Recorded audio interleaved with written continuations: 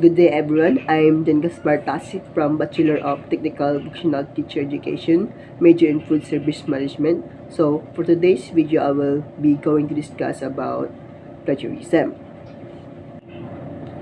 So what is plagiarism?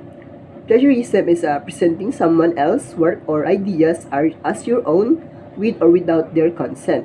So by incorporating it into your work without full acknowledgement, all published and unpublished material, whether in manuscript, printed, or electronic form, is covered under this definition. Or simply explained, plagiarism is when you borrow someone else's words and make this appear as your own. But there are several ways of plagiarizing, as there are several ways of detecting the deed.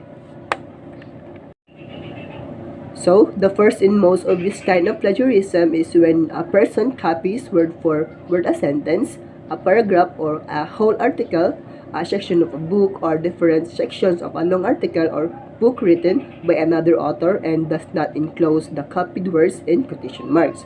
Even if the copier acknowledges in his bibliography source for the copied words, the lack of quotation marks within his own writing constitutes plagiarism. And the second kind of plagiarism is when a person borrows someone else's ideas, rewards them to make the idea seems like his own. This becomes apparent when there is no attribution to the original author. This means the person borrowing did not mark the worded ideas of another writer with a footnote or an endnote to acknowledge from who or she borrowed the ideas. And the third kind of plagiarism is when a person translates to Filipino or other Philippine languages someone else's ideas that were expressed in English or other foreign languages and fails to include the translated material in quotation marks.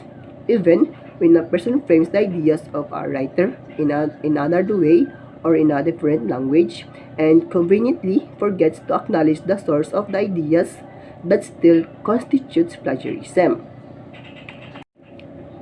Sometimes, the trail begins with just a turn of praise without the quotation marks.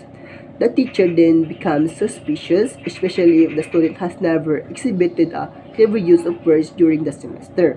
That turn of praise may remind the teacher of a particular author's writing style.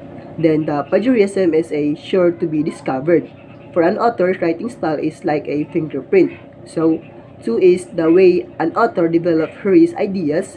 As human beings, we may think alike, but we develop and express our ideas in our own individual styles.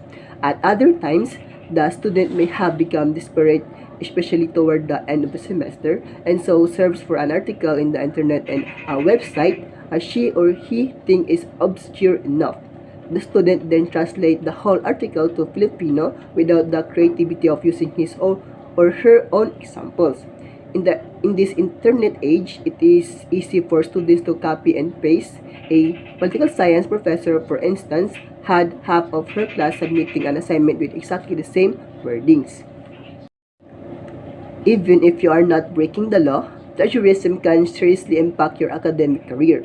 While the exact consequences of plagiarism vary by institution and severity, common consequences include a lower grade, automatically failing a course, academic suspension or probation, or even expulsion.